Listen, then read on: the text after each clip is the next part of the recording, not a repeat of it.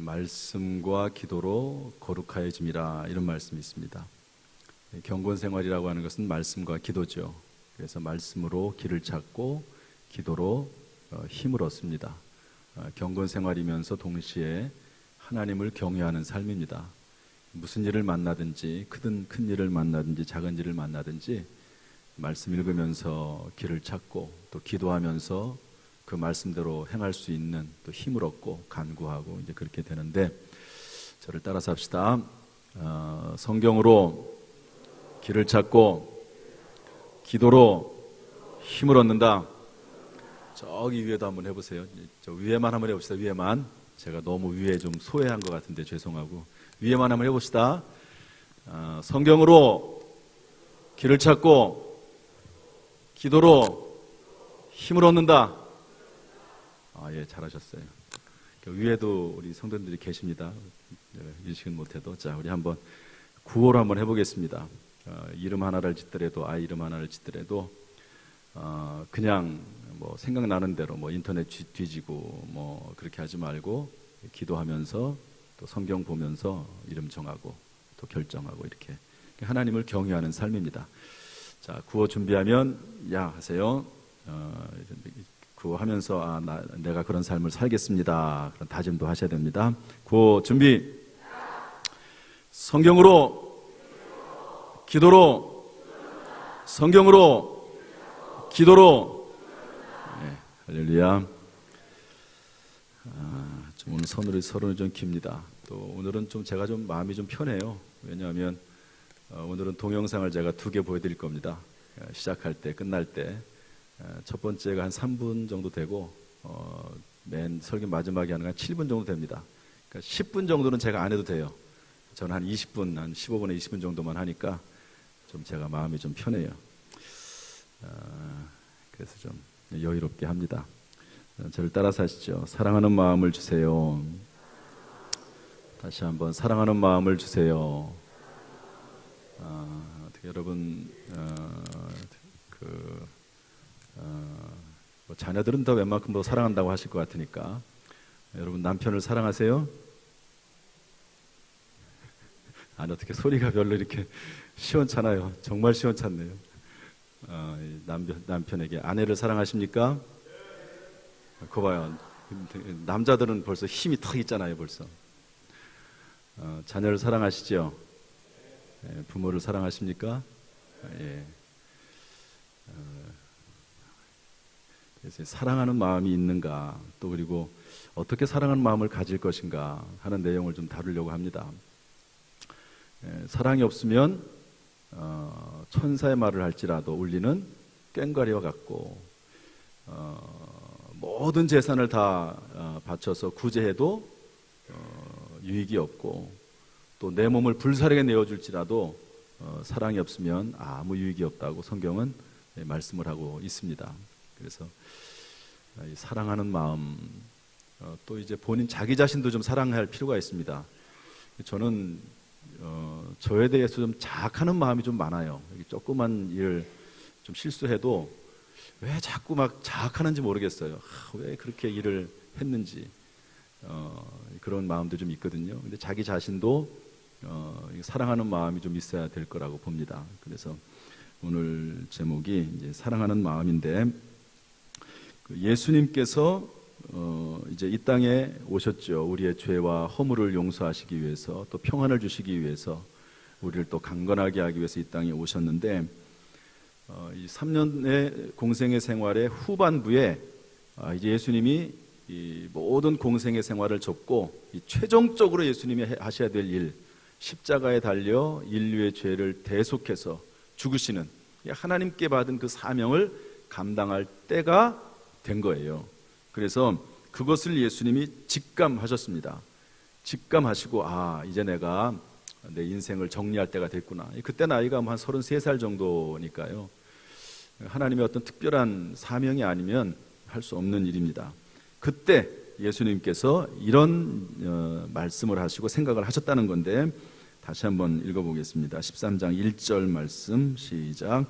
6월절 전에 예수께서 자기가 세상을 떠나 아버지께로 돌아가실 때가 이른 줄 아시고 세상에 있는 자기 사람들을 사랑하시되 끝까지 사랑하시니라. 이제 예수님이 세상을 떠나실 때가 된 거예요. 그래서 직감한 거죠. 느낀 겁니다. 아, 이제 때가 됐구나. 그리고 나서 뭘 하셨다고요? 제자들을 사랑하시는데 어떻게 사랑했다고요? 끝까지. 따라서 합시다. 끝까지 사랑하시니라.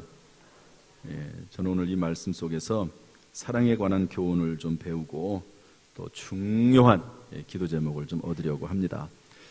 이 말씀을 듣기 전에 먼저 이 사랑하는 마음에 대한 부분을 좀 느껴보기 위해서 이 사랑에 대한 부분, 이제 유행가를 좀 하나 틀어드릴게요. 목사님이 뭐 강단에서 유행가를 다 틀어주나 이제 그렇게 생각하지 마시고 이 설교 내용과 조금 연결이 돼 있기 때문에 틀어주는 거니까 또 괜히 들으면서 야 좋다 그래가지고 뭐 계속 뭐 틀어달라고 그렇게 하시면 안 되고요. 그런데 옛날 노래인데 옛날에는 가사가 참 좋았어요. 그리고 요즘은 노래는 도대체 아무리 들어도 무슨 가사인지도 모르겠고 또 그리고 가사도 좀 아무튼 마음에 좀 안 들어요. 그런 가사들이 좀 많습니다. 그런데 옛날 노래들은 가사가 참 좋고 감미롭고 서정적이고 그러지 않았습니까? 한번 들어보시면 오늘 주제하고 좀 연결해서 이 사랑에 대해서 좀 우리가 느끼는 시간을 가지려고 합니다. 불 다 꺼주시고 한번 틀어주시죠. 김세환 씨의 사랑하는 마음보다라고 하는 노래입니다.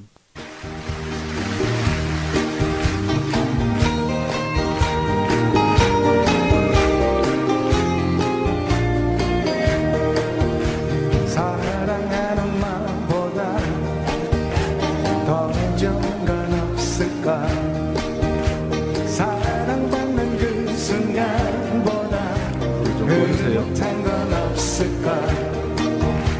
사랑의 눈길보다 정다운 건 없을까? 스쳐닿는 그 손끝보다 짜릿한 건 없을까? 혼자서 알 수 없는 따뜻한 기분 천만 번 더 들어도 이것도 다같이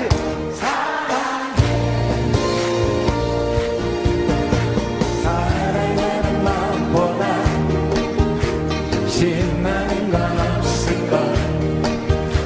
밀려오는 그 마음보다 포근한 건 없을까?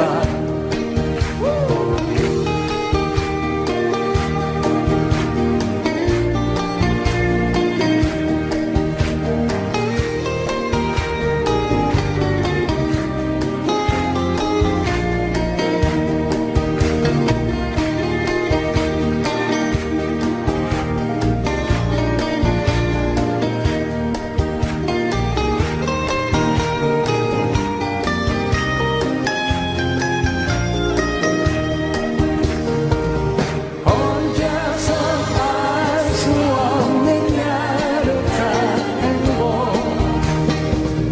억만 번 떠들어도 기분 좋은 말 사랑해 사랑하는 마음보다 신나는 건 없을까? 스쳐닿는 그 손끝보다 짜릿한 건 없을까? 짜릿한 건 없을까? 짜릿한 건 없을까? 감사합니다. 잘 들으셨죠? 아마 그 예배 시간에 이런 거 틀어주는 교회가 뭐 그렇게 많지 않을 겁니다. 제가 이쪽으로 이사를 오면서 이렇게 쉽게 좀 예배에 접근할 수 있도록 그 열린 예배로 드렸으면 좋겠다. 이제 그런 생각을 가지고 이제 예배를 구상을 했는데요. 잘 안 되더라고요. 어쨌든 뭐 조금씩 적용해 보려고 불신자들도 쉽게 이렇게 예배에 좀 이렇게 친숙해지게 할 수 있도록 애를 쓰고 있는 중입니다. 사랑하는 마음보다 더 좋은 건 없는데 1000만 번 더 들어도 기분 좋은 말 뭐라고요? 사랑해. 2절에는 억만 번 더 들어도 기분 좋은 말. 뭐라고요? 사랑해. 정말 그렇죠. 근데 물론 이런 건 또 있을 거예요. 정말 아주 싫은 사람인데 막 자꾸 쫓아다니면서 막 사랑한다고 하면 또 뭐 그것도 좀 좋지는 않을 것 같은 생각이 들지만, 어쨌든 그런 특별한 경우를 제외하고는 사랑한다는 말이 참 우리를 마음을 따뜻하게 하고 기쁘게 합니다. 한번 이런 감정을 마음을 담아서 한번 우리 앞뒤 사람에게 한번 손잡고 한번 해봅시다. 진심으로 한번 해봐요. 사랑해 한번 해보세요.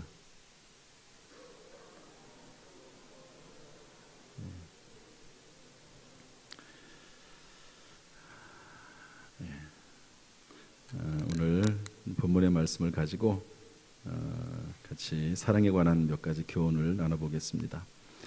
첫 번째는 1절 상반절에 이렇게 되어 있습니다. 세상을 떠나 아버지께로 돌아가실 때가 이른 줄 아시고. 저는 이것을 이렇게 해석합니다.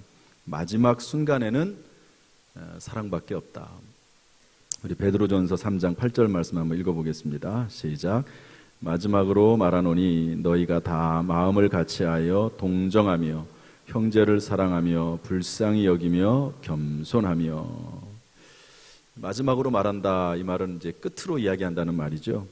이것을 조금 적용을 해보면, 만약에 우리가 죽음을 앞에 뒀다고 하면 자녀들 앞에서 무슨 말을 하겠습니까? 마지막으로 한마디 하라고 하면 형제들끼리 서로 사랑하며 살아라, 화목하게 살아라, 그렇게 말씀하지 않겠습니까? 또 할 수만 있으면 그 마지막 순간까지 무엇을 하려고 하겠습니까? 사랑의 마음을 가지고 살아가며 살다가 마감하려고 할 것이라고 저는 일반적으로 생각을 합니다. 베드로전서 4장 8절은 이렇게 기록하고 있습니다. 한번 읽어볼까요? 무엇보다도 시작. 무엇보다도 뜨겁게 서로 사랑할지니 사랑은 허다한 죄를 덮느니라. 죄를 덮는다고 하면은요, 뭐 은폐한다고 생각을 해요. 잘못했으면 다 드러내고 사과하고 책임지고 그래야 되지. 세상은 그렇게 말을 해요. 그러나 오늘 성경은 은폐 뭐 이런 개념이 아니고요, 사랑은 죄를 덮게 된다는 겁니다. 덮을 수밖에 없고 용서하게 된다는 거죠. 여러분, 만약에 우리가 사랑하는 사람이, 특별히 자녀가 무슨 죄를 저질렀다고 생각을 한번 해봅시다. 그러면 어떻게 하겠습니까? 물론 이제 뭐 특별한 경우는 빨리 자살하는 게 자녀를 자수하는 게 더 좋은 거긴 하지만, 여러분 잘 들으세요. 좀 여러분도 전혀 감각이 없어, 실수를 해도. 그런데 그런 게 아닌 한 자수하라고 하는 것도 사랑일 수 있습니다. 그러나 그런 게 아니라면 덮으려고 하겠죠. 가리려고 하겠죠. 왜? 사랑하니까. 심지어는 내가 그 자녀의 허물과 잘못을 뒤집어 쓰는 한이 있더라도 그 자녀의 모든 잘못과 허물을 덮어주려고 하는 것이 부모의 마음일 것입니다. 그런 것처럼 마지막 순간에는 뜨겁게 사랑하는 것이고, 또 주님께서 사랑하셨다는 것을 알 수가 있습니다. 1절 하반절에는 뭐라고 되어 있냐면 끝까지 사랑하시니라 이렇게 되어 있습니다. 이 말은 사랑은 선택이며 결단이라는 말입니다. 따라합시다. 사랑은 선택이며 결단이다. 끝까지 사랑은 예수님 돌아가실 때까지 끝까지 사랑한다는 말이지만, 그렇게 하기로 예수님께서 마음을 정하신 거예요. 내가 끝까지, 죽음의 순간까지 하나님이 날 부르실 때까지 사랑하겠다, 이렇게 결정한 것입니다. 제가 몇 번 얘기했는데, 어떤 여전도사님이, 제가 이제 장충당교회 부목사 시절에 이 여전도사님 현재 목사가 됐고요, 상담소를 차려서 상담소장을 하고 있습니다. 그런데 어렸을 때, 초등학교 때 남동생이 갑자기 죽었어요. 그러니까 그 이후부터는 엄마가, 그 이전에는 막 잔소리도 하고 혼내기도 하고 막 이모저모 막 이것저것 요청하는 게 많았는데, 그 다음부터는 단 한 번도 꾸지람을 안 한다는 거예요. 왜? 아들이 죽고 나니까 다 헛된 거예요. 쓸데없는 거예요. 죽으면 아무 소용이 없습니다. 그래서 살아있는 것만으로 감사하는 거예요. 존재하는 것만으로 감사하는 겁니다. 아내가 살아있는 것만으로 감사가 되고, 남편이 살아있는 것만으로 감사가 되고, 자녀가 있는 것만으로, 존재하는 것만으로 감사가 되고, 부모님이 계신 것만으로도 감사가 되는. 제가 전에 있던 교회에 어떤 목사님은 그러더라고요. 어렸을 때 부모님이 돌아가신 것 같아요. 그런데 나이가 들어가지고 부모를 모시고 싶은데 모시고 싶은 부모가 안 계신 거예요. 그러니까 부모님이 껍데기라도, 표현을 그렇게 하시더라고요. 껍데기라도 부모님이 그냥 살아계셨으면 좋겠다, 그렇게 얘기하는 그런 분도 봤습니다. 이런 것들이 뭐냐면 존재에 대한 사랑이죠. 존재 자체로서 사랑하기로 결단하는 것이고 존재 자체로서 감사하는 것입니다. 우리의 자녀가 시험을 못 봐도, 공부를 못해도 사랑하는 것이고, 심지어 나에게 실수를 하고 잘못해도, 섭섭하게 해도, 그럼에도 불구하고 사랑하는 것, 이것이 존재에 대한 사랑이고 선택이며 결단이라고 볼 수가 있습니다. 그런데 문제는 뭐냐면요, 문제는 사랑하고 싶으나 사랑할 수 없는 한계가 우리에게 있다는 것입니다. 우리 마태복음 26장 41절 말씀 한번 읽어보겠습니다. 다 같이 시작. 시험에 들지 않게 깨어 기도하라. 마음에는 원이로되 육신이 약하도다. 마음은 사랑하고 싶은데 따라주질 않는 겁니다. 사랑해야 한다는 것은 아는데, 사랑하고 싶은데, 사랑해야 살 것 같은데, 너도 살고 나도 살 것 같은데, 그런데 이미 너무 많은 상처를 받았어요. 또 내 속에서 이미 악한 마음이나 쓴뿌리가 내 마음을 사로잡아 버렸어요. 그래서 안 되는 거예요. 문제는 안 되는 거예요. 그게 문제입니다. 사랑하려고 해도 사랑할 수가 없는 것이죠. 참 이런 마음이 안타까운 마음이고, 이런 마음이 우리들의 마음에 있을 수 있습니다. 그런데 제가 최근에 사실 이 말씀 때문에 오늘 본문을 선택한 것이고 여러분에게 전해드리는 겁니다. 이런 말씀을 제가 하나 읽으면서 공부하면서 깨닫게 됐어요. 우리 고린도전서 12장 31절, 13장 1절 말씀이, 13장은 사랑장이라고 하거든요. 우리 한번 읽어보겠습니다. 너희는, 시작. 너희는 더욱 큰 은사를 사모하라. 내가 또한 가장 좋은 길을 너희에게 보이리라. 내가 사람의 방언과 천사의 말을 할지라도 사랑이 없으면 소리나는 구리와 울리는 꽹과리가 되고. 여기서 내가는 사도 바울입니다. 정말 능력이 많은 사람이죠. 얼마나 많은 기적을 행했습니까? 그런데 사도 바울이 말하기를 내가 사도 바울입니다. 사람의 방언과 천사의 말을 할지라도 사랑이 없으면 소리나는 구리와 울리는 꽹과리가 되고, 이러면서 사랑에 대해서 쭉 이제 13장에 써내려가기 시작을 합니다. 그런데 제가 관심 있게 본 건 뭐냐면, 사랑에 대해서 기록을 하면서 더욱 큰 은사, 이렇게 쓴 겁니다. 뭐라고 썼다고요? 은사. 은사라고 하는 말은 영어로 기프트라고 하는 말입니다. 선물이라고 하는 거죠. 하나님께서 우리에게 선물로 주시는 것이라는 겁니다. 제가 이 말을 듣는 순간 정말 깜짝 놀라기도 하고 너무 감사하기도 했어요. 하나님께서 우리에게 은사로, 선물로 사랑의 마음을 주신다는 겁니다. 사랑의 마음을. 나는 사랑하고 싶어도 사랑할 능력이 없는데, 너무 마음이 아파서 상처를 받아서 사랑할 수 없는데, 하나님께서 구하는 자에게 사랑의 마음을 주신다는 거예요. 이 사랑이 없으면 정말로 울리는 꽹과리가 되고 아무런 유익이 없는데, 그 사랑의 마음, 아무리 봉사를 한다 할지라도 소용이 없는데 그 사랑의 마음을 주신다고 하는 것입니다. 그러면 제가 좀 더 연구를 해봤어요. 은사에 대해서 연구를 해봤더니 고린도전서 12장 4절 7절은 이렇게 기록되어 있습니다. 한번 읽어보겠습니다. 은사는, 시작. 은사는 여러 가지나 성령은 같고 직분은 여러 가지나 주는 같으며 또 사역은 여러 가지나 모든 것을 모든 사람 가운데서 이루시는 하나님은 같으니 각 사람에게 성령을 나타내시면 유익하게 하려 하심이라. 그런데 그 은사는 하나님께서 성령을 통해서 주신다고 하는 것입니다. 다시 말해서 사랑은 성령께서 은혜로 주시는 선물이라는 겁니다. 성령께서. 그리고 에베소서 5장 18절도 마저 읽어보겠습니다. 다 같이 읽어보죠. 다 같이 시작. 술 취하지 말라. 이는 방탕한 것이니 오직 성령으로 충만함을 받으라.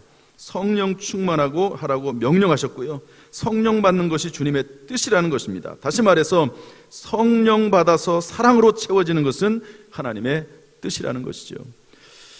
그런데 이 하나님의 뜻과 기도에 관한 말씀을 보니까 이렇게 되어 있습니다. 요한일서 5장 14절, 제가 계속 연결돼서 말씀하는 겁니다. 한번 읽어보겠습니다. 그를 향하여, 시작. 그를 향하여 우리가 가진 바 담대함이 이것이니 그의 뜻대로 무엇을 구하면 들으심이라. 그의 뜻대로 성령 충만한 것, 성령의 은사와 열매와 성품으로 충만한 것이 하나님의 뜻이라는 거지요. 따라서 우리가 성령께 성령의 은사인 사랑의 마음을 달라고 담대히 기도할 수 있고, 우리가 사랑의 마음을 부어달라고, 사랑의 기름을 부어달라고 하나님 앞에 요청을 하면 하나님이 주신다는 것입니다. 그리고 이 사랑이, 하나님이 내 마음에 부어주신 사랑이, 이 존재에 대한 사랑이 감사와 변화와 행복을 가져다 주는 줄로 믿습니다. 할렐루야. 문제는 우리의 마음이에요. 너무 마음이 상해서 그냥 사랑하고 싶은 마음도 안 드는 거예요. 제가 오래전에 한번 말씀을 했는데요. 어떤 전도를 열심히 하는 집사님인데, 터미널 선교에 제가 있을 때인데요. 전도를 참 열심히 해요. 남편이 교회를 안 나가요. 그런데 남편도 전도해야 되지 않겠습니까? 그랬더니 남편은 전도하기 싫대요. 너무 미워서. 그런 경우도 있습니다. 사랑하고 싶지 않은 경우도 있어요. 너무 미워서. 그러나 그것은 정상적인 그리스도인의 마음이 아니고, 그 마음 속에서는 하나님이 주시는 평안이 깃들 수가 없습니다. 그 마음 속에는 하나님의 능력과 하나님의 기적이, 또 하나님의 도우심이 임할 수가 없습니다. 우리 안에 성령으로 충만해지는 것이 사랑으로 충만해지는 것이고 은혜로 충만해지는 것인데, 그 안에 하나님의 은혜가 임할 수가 없는 것이죠. 그래서 여러분, 마음 문을 열고 혹시 미워하는 사람이 있다 할지라도, 또 원한이 있는 사람이라 있다 할지라도, 일단은 내 마음 속에 용서하는 마음이 있어야 되고, 그리고 사랑하는 마음을 달라고 해야 돼요. 상대방을, 그 사람을 하나님께서 어떻게 하든지 간에 원수 갚는 것이 내게 있으니 내가 갚으리라 하나님 말씀하셨거든요. 하나님께 맡겨드리고, 일단은 내 마음 속에는 그를 사랑하는 마음을 달라고, 그러면서 자유와 평안을 얻을 필요가 있는 것입니다.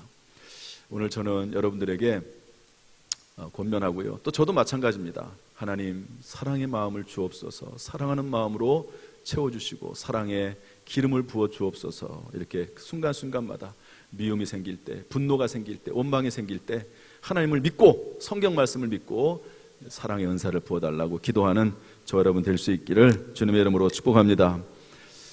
이제 제가 동영상 하나를 보여드리겠습니다. 7분짜리인데요. 여러분 잘 아시는 분들은 아시겠는데, 황수관 박사님의 동영상입니다. 이제 아버지의 사랑에 대한 내용인데, 꼭 아버지의 사랑뿐만 아니라 저는 이 안에서 하나님의 사랑을 보기를 원하고, 또 가족 간의 사랑을 회복하기를 원하는 마음으로, 또 이런 모습을 회복해서 하기 위해서 하나님 앞에 사랑의 기도, 사랑을 위한 기도, 사랑의 마음을 주옵소서라고 하는 기도하는 마음이 좀 생길 수 있도록 제가 이 말씀을 드립니다. 황수관 박사님 시골에서 정말 어려운 삶을 살다가 예수 믿고 구원받고, 그리고 이제 공부해가지고 연세대 의대 교수가 되지 않았습니까?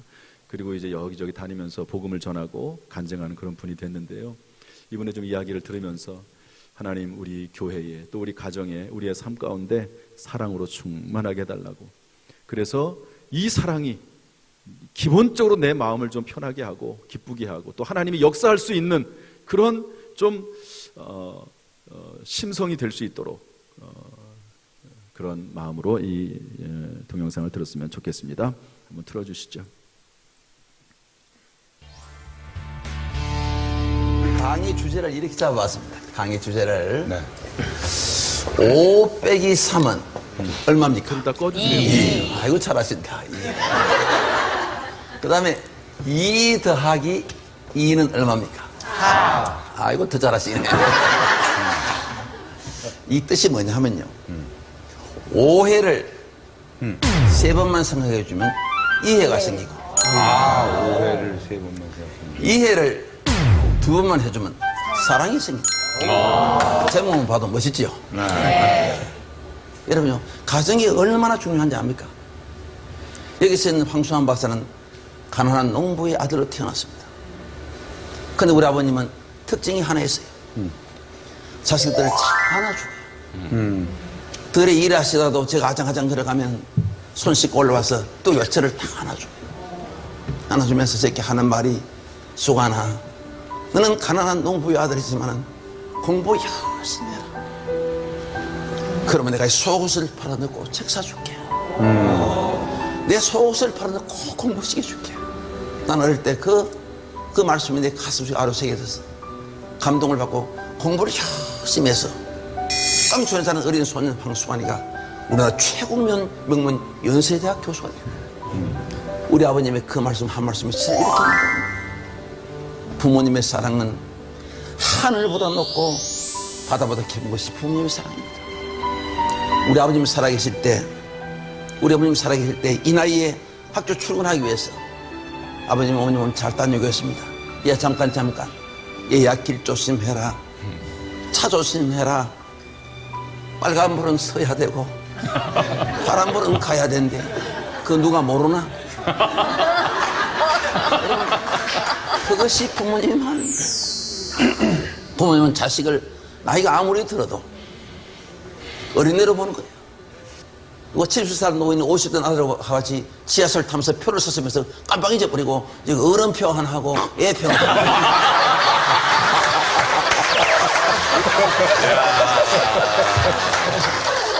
맞아. 자식은 나이가 아무리 많아도 어린애로 보는 거예요. 설날 아침 어느 가정에 대청마루에 83세 된 아버지하고 53세 된 아들하고 마주 앉아 있었습니다. 마침 창가에 까치 한 마리가 나왔습니다. 아버지가 물었습니다. 얘야 저게 뭐냐? 아버지 까치예요. 그래 오냐 고마워. 두 번째 또 물었습니다. 얘야 저게 뭐냐? 금방 까치라 했잖아요. 오냐 고맙다. 또 세 번째 또 잊어버리고 또 물었습니다. 여러분 나이 많으면 연세는 부모는 정신이 왔다 갔다 합니다. 얘야 저게 뭐냐? 금방 까치라 했잖아요. 그것도 못 알아먹어요. 그 소리를 아버지는 너무너무 서러웠습니다. 너무너무 서러워서 방으로 들어갔습니다. 들어가서 옛날 일기장을 꺼내왔습니다. 그 일기장은 제가 33살 때 일기장이었어요. 밖에 나와서 제 아들하고 읽어보라 했습니다. 그 일기장에 이런 글귀가 써 있습니다. 3살짜리 내 아들과 마루에 마주 앉아 있었다. 마침 창가에 까치가 날아왔다. 3살 먹은 내 아들이 나에게 물었다. 얘야 저게 뭐냐? 얘야 까치란다.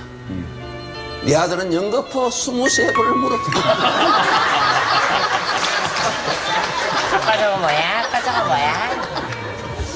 나는 23번을 까치라고 답을 하면서 내 마음이 왜 이렇게 즐거운지 몰랐다. 그래서 사랑하는 내 아들을 너무 귀여워서 품에 안아 주었다. 여러분요, 아버지는 자식에게 3번 물었는데 자식은 화를 냅니다. 자식은 부모에게 23번 물었는데 그 자식이 사랑스러운 거예요. 여러분, 그것이 부모님입니다. 그 부모님이 오래오래 살아계세요. 여러분, 부모님을 살아계실 때 고맙게 잘 하십시오. 한 번 가면 다시 못 만난 것이 부모님입니다.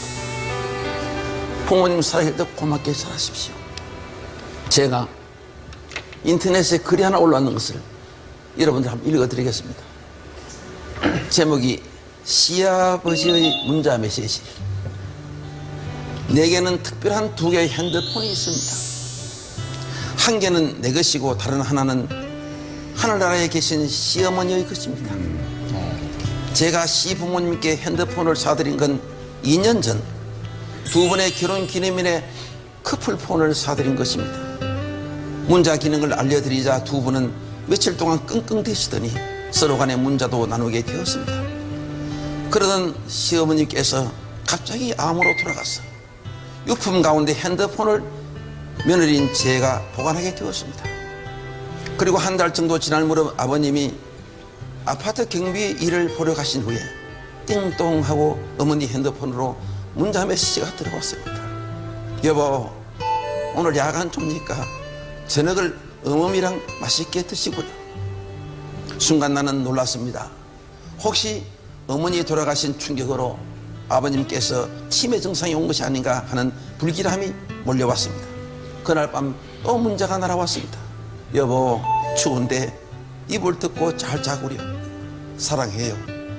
남편과 나는 그 문자를 보고 눈물을 흘렸고 남편은 좀 더 지켜보자고 했습니다. 그날 저녁 우리 식구는 아버님이 사오신 동태로 매운탕을 끓인 후 소주 한 잔과 함께 아버님이 하시는 얘기를 묵묵히 들었습니다. 아직도 너희 어미가 문을 열고 들어온 것 같구나. 그냥 내 어머니랑 했던 대로 문자를 보낸 거란다. 답장이 안 오더라. 그제야 내 어머니가 돌아가신 것을 알았다. 너희 내외가 내가 이상해진 것 줄 알고 내 눈치를 보며 아무 말 못했던 것도 다 안다. 미안하다 얘들아. 그날 이후 아버님은 어머니 핸드폰으로 다시 문자를 보내지 않았습니다. 하지만 요즘은 며느리인 제게 문자를 보내십니다. 지금 나도 아버님께 문자를 보냅니다. 아버님, 빨래하려고 하는데 아버님 속은 어디에 숨겨두었어요? 이상입니다.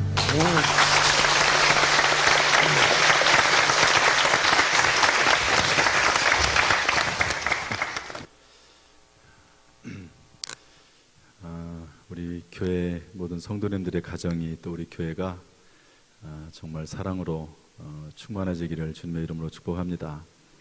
우리에게 한계가 있으니까 하나님에게 사랑을 부어달라고, 기름 부어달라고 순간순간마다 계속해서 기도할 수 있기를 주님의 이름으로 축복합니다. 기도하겠습니다. 하나님 아버지,